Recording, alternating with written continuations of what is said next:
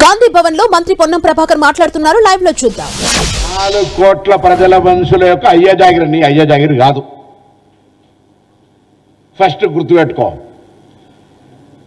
ఇలా ముందుగా బేషరతుగా క్షమాపణ చెప్పాలి. చనిపోయినటువంటి కళాకారుడు గద్దార్ గారికి, గద్దార్కు కారు కొనిచ్చినా అని చెప్పి చనిపోయిన వ్యక్తుల గురించి మాట్లాడడమే అప్రస్తుతం. ఒక కళాకారుడు, ఒక భావజ్వాల వ్యాప్తికి సంబంధించిన వ్యక్తి చనిపోయి అమరుడై అతన్ని మేము ఈరోజు తెలంగాణ ఉద్యమానికి సంబంధించినటువంటి ప్రజాస్వామికవాదిగా ఆయనను గౌరవించుకునే సందర్భంలో ఆయన కారు కొట్టించిన అని చెప్పి ఈరోజు నేను తెలంగాణలో ఉన్నటువంటి అన్ని దళిత వర్గాలు ఒకసారి ఆలోచన చేయాలి. ఆయన అహంకారం ఇయ్యాల కూడా మేము ఏ అహంకారానికి వ్యతిరేకంగానైతే పోరాడినామో, ఏ దురహంకారం అయితే మా మీద ఆధిపత్యం చెలాయించదనుకున్నామో అదే దురహంకారము, అదే ఆధిపత్యంతో ఇలా మాట్లాడుతూ ఉన్నాడు. మేము ఎన్నడూ కూడా చెప్తాను, ఇవాళ కూడా రాజకీయ పరంగా ప్రజాస్వామిక భారతదేశంలో తెలంగాణ కూడా అంతర్భాగమే. మేము కూడా అనేక సందర్భాల్లో ఆంధ్రాకి వెళ్తాము. Andhra, Telangana is a separate states, Telugu రాష్ట్రాలు. కానీ ఆయన మాట్లాడినటువంటి ప్రెస్ కాన్ఫరెన్స్ చూస్తూ ఉంటుంటే ఇది పాకిస్తానా, ఇండియా అని మళ్ళీ మాట్లాడుతూ ఉన్నాడు. పాస్పోర్ట్ తీసుకోవాలని. ఈ మైండ్ సెట్ తీసేయండి. ఆయన శాసనసభలు ఉన్నారు. ఇలా పార్లమెంట్ గురించి ఐడియా లేదు. నేను పార్లమెంటు తెలంగాణ బిల్లు అయ్యే సందర్భంలో ప్రత్యక్ష సాక్షి. అంతకంటే ముందు కూడా చిన్న బిల్లు వస్తే కూడా నేను అనేక సందర్భాలు ఇప్పుడు ఈ పార్లమెంటరీ వ్యవస్థలో తెలిసి మాట్లాడుతున్నా, తెలియక మాట్లాడుతున్నా, తలుపులేసి పార్లమెంటులో బిల్లు తెచ్చుకున్నా చెప్తారు. ఇప్పటికీ ఇంత కక్ష, ఇంత అక్కసు తెలంగాణ మీద మాటల్లో మాట్లాడుతూనే మళ్ళీ తెలంగాణ మీద అక్కసు వెళ్ళకొస్తా ఉన్నాడు. ఇది మంచిది పద్ధతి కాదు. నేను తెలంగాణ మీద ప్రేమ ఉంది అంటుండు. తెలంగాణ మద్దతుకి నన్ను మాట్లాడినరా? తెలంగాణ అమరవీరులు చనిపోతుంటే వాళ్ళకి ఎప్పుడైనా నువ్వు సంఘీభావం, అరే ధైర్యంగా ఉండండి, తెలంగాణ పోరాడి తెచ్చుకోవాలని చెప్పినావా? అవహేళన చేసినావు. తెలంగాణ ఏర్పడితే 11 రోజులు అన్నం తినలేదని చెప్పినటువంటి వాడివి. తెలంగాణ ఏర్పాటును అవమానించిన వ్యక్తివి. ఇలా మీరు మాట్లాడితే ఎట్లా?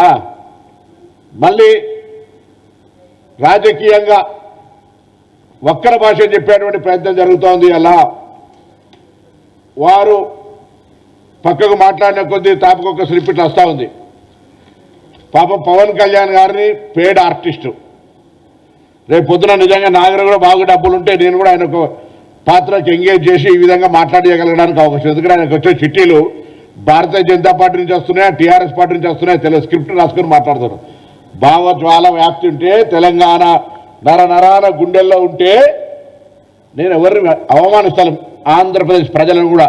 ఈవెన్ చంద్రబాబు నాయుడు గారు, తెలంగాణ ముఖ్యమంత్రి రేవంత్ రెడ్డి గారు వచ్చి కూర్చుంటే కూడా తెలంగాణ విభజన హామీలను సామరస్యంగా పరిష్కరించుకోవాలని మాట్లాడుకునేటువంటి అటువంటి వాతావరణాన్ని కలిగేసే ప్రయత్నం చేస్తూ ఉన్నాం.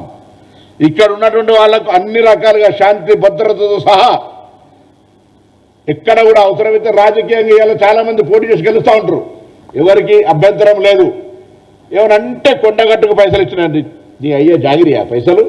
తెలంగాణ ప్రభుత్వం, ఆంధ్రప్రదేశ్ ప్రభుత్వం వస్తే ఇంకొక మాట మాట్లాడతారు, రానియరా తిరగనియరా.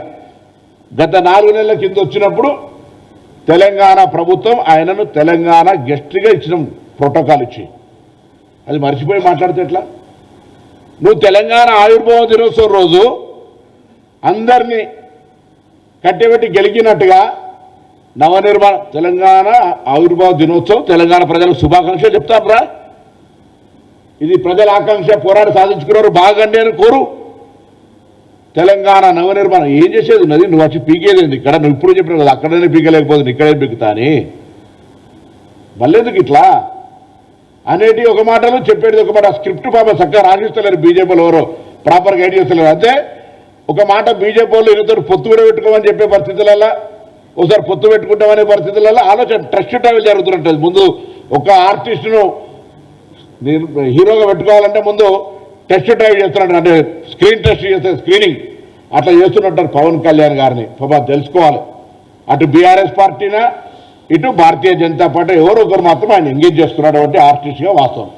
2009 ఎమ్మెల్యేగా తిరిగినప్పుడే, 2014 ఎన్నికలప్పుడు తిరిగినా జనం వస్తుండొచ్చు. మా ప్రేక్షకులు సినిమా ప్రేక్షకులుగా నటుడిని గౌరవిస్తే ఈలలు కొడితే అదంతా నా బలం అనుకునేటువంటి పరిస్థితి ఉంటుంది. మీరు అన్నట్టుగానే ఆంధ్రాలోనే నువ్వు గెలవలేకపోయినావు, ఇక్కడ వచ్చి ఏంది ఇదంతా. మళ్ళీ చెప్తాను, పవన్ కళ్యాణ్ గారు ఇక్కడ తెలంగాణలో రావడానికి పోవడానికి సంబంధించిన మాకేమటువంటి అభ్యంతరాలు లేవు. కానీ ఆవిర్భావ దినోత్సవం రోజే గెలికి నవనిర్మాణం పెడతా అంటే చూస్తూ ఊరుకోవడానికి కూడా సిద్ధంగా లేరు. మా అయ్య జాగిరే నీ అయ్య జాగిరి కాదు అని స్పష్టంగా ఒక మాటకు చెప్పడానికి, తెలంగాణ ప్రజల ఆకాంక్షకు అనుగుణంగా ఏర్పడ్డదని చెప్పడానికి, ఈ తెలంగాణ ఆంధ్రప్రదేశ్ ప్రజలకు ఎప్పుడు కూడా స్వాగతం చెప్తుంది, ఎప్పుడు కూడా మేము వ్యతిరేకం కాదని చెప్పడానికి, ఇది ప్రజాస్వామ్యంలోనే ఉన్నామని చెప్పడానికి, ఆఖరికి పవన్ కళ్యాణ్ గారు ఎక్కడి దాకా దిగిపోయారు, అంబేద్కర్ గారు అంటే రాజ్యాంగాన్ని రచించినటువంటి వ్యక్తి విగ్రహాలకు సంబంధించి ప్రస్తావన తెచ్చేంత ధైర్యం చెప్తా ఉండే. ఇలా అహంకారం అంటే ఆయన ఏదో మాట్లాడుతున్న తెలంగాణలో తిరుగుతాయి. ఎవడెత్తున్నాడు నువ్వు సినిమా నటుడివి, తిరుగు. ఇలా ఇటువంటి మాటలు మాట్లాడేటువంటి ప్రయత్నం జరగద్దని చెప్పి కోరుతూ ఇమ్మీడియట్గా రిజైండర్ పై సాయంత్రం గద్దార్ గారి ఆత్మకు క్షమాపణ చెప్తున్నట్టుగా ఇవ్వాల్సిందే. ఆ అంశం మీద అన్ని వర్గాలు తీవ్రంగా ఖండిస్తూ ఉన్నాయి. అదేవిధంగా మేము తప్పకుండా మరొకసారి చెప్తా ఉన్నాం, ఈరోజు ఇదంతా కూడా డెఫినెట్లీ మేము ఎన్నడూ కూడా తెలంగాణ వాళ్లకు తెలంగాణలో ఆంధ్రలకు పని ఏం లేదు అని మేము ఎన్నడూ అంటలేము. ఇది ఫెడరల్ సిస్టమ్, డెమోక్రటిక్గా ఇది హైదరాబాద్ లింగ్విస్టిక్ హెడ్ క్వార్టర్, అన్ని భాషల వాళ్ళు ఉంటారు, అన్ని వ్యాపారాలు ఉంటారు. ఎన్నడూ కూడా నేను హైదరాబాద్ ఇన్ఛార్జ్ మంత్రి చెప్తాను, నీకు ఇక్కడ ఏం ఇబ్బంది లేదు, ప్రొటెక్షన్ అందిస్తాం కానీ ఇక్కడ వచ్చి గెలుకకు అనవసరంగా తెలంగాణ ఆత్మ గౌరవాన్ని ఆ భావాన్ని రెచ్చగొట్టే ప్రయత్నం చేద్దని నేను కోరుతాను. పవన్ కళ్యాణ్ గుజరాత్లో పోటీ చేయండి బాస్, గుజరాత్ పార్టీ పెట్టుకోమను, గుజరాత్లో కూడా పార్టీ పెట్టుకోమను. మొన్న అమిత్ షా గారిని